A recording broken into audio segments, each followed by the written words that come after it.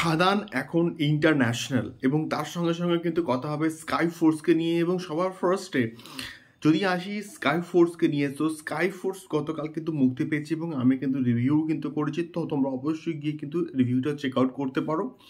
এবারে বিষয়টা হচ্ছে স্কাই ফোর্স, আমাদের যে এক্সপেকটেশন অনেক ছিল তা কিন্তু নয়, বাট স্টিল অক্ষয় কুমারের দুর্দান্ত একটা আমরা পারফরমেন্স কিন্তু দেখতে পেয়েছি এই পার্টিকুলার প্রজেক্টে এবং ইটসেলফ প্রচণ্ড ইমোশনাল।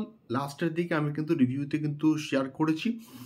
তো এই ছবিটার বক্স অফিস কালেকশনস একটা শকিং কিন্তু এসছে, মানে শকিং বক্স অফিস কিন্তু এসছে গতকাল, এবং যা আপডেট আসছে আর্লি এস্টিমেট সেই অনুযায়ী কিন্তু on the day one Sky Force, Akshay কুমারের স্কাই ফোর্স কিন্তু প্রায় 11 কোটির নেট বক্স অফিস কালেকশনস কিন্তু করতে চলেছে, এবং যেটা একটা ভালো ফিগার আমি বলবো। বর্তমান অক্ষয় কুমারের যা মার্কেট যাচ্ছে সেই সিনারিওতে দাঁড়িয়ে খুব ভালো একটা কালেকশনস আমি বলবো।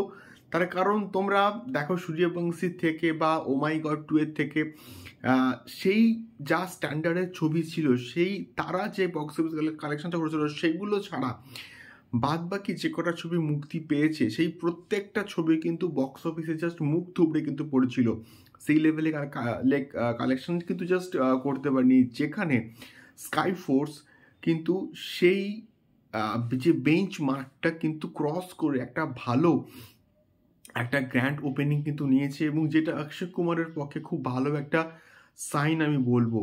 দেখা যাক এই ওয়ার্ড অফ মাউথটা যদি কন্টিনিউ চলে তাহলে কিন্তু এটা একটা ভালো রকমের বক্স অফিস কালেকশনস করতে পারে।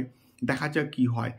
দ্বিতীয়ত কথা বলবো অবশ্যই দেবদাকে নিয়ে, খাদানকে নিয়ে। সো খাদান এখন ইন্টারন্যাশনাল, তার কারণটা হচ্ছে অলরেডি কিন্তু দেবদা এবং পুরো টিম কিন্তু দুবাই পৌঁছে গেছে, এবং সেখানে যে গ্র্যান্ড প্রিমিয়ার শোটা কিন্তু হচ্ছে আজকের 25th of January কিন্তু হচ্ছে গ্র্যান্ড প্রিমিয়ার শোটা, এবং এটা কিন্তু হবে দুবাইতে, এবং সেই জন্য কিন্তু দেবদা পৌঁছে গেছে এবং অলরেডি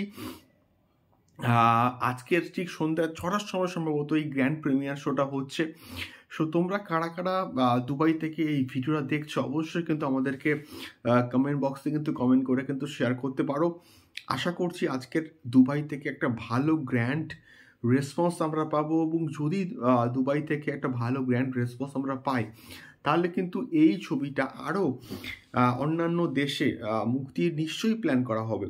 দেখা যাক কী হয়, কেমন রেসপন্স আসে। সো দুটো বিষয়কে নিয়ে তোমাদের কি ফিডব্যাক অবশ্যই কমেন্ট বক্সে কমেন্ট করে শেয়ার করো। দেখা হচ্ছে পরবর্তী ভিডিওতে। টাটা।